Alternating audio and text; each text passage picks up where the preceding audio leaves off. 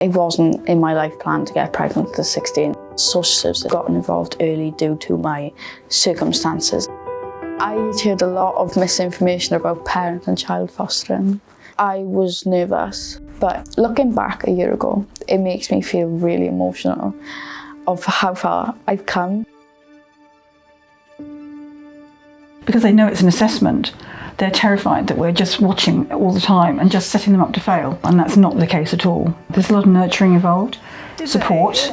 It's getting that balance between allowing the parent to parent, but ensuring that the baby's always in a safe place. It took a bit of time because I had to get to know them, they had to get to know me.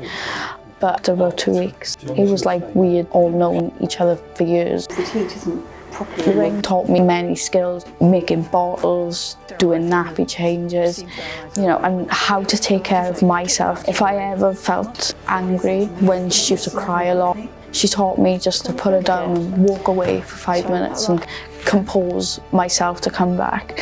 They've helped me find out who I am as a person, and that was the best feeling I could ever experience after months of anxiety attacks, constantly feeling alone.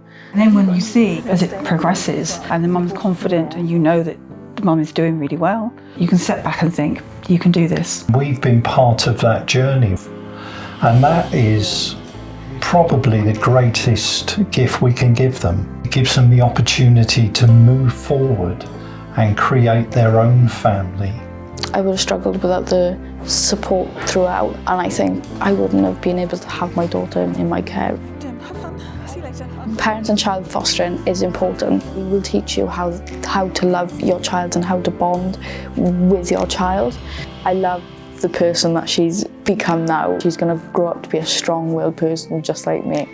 This is what motherhood's all about, and it's beautiful.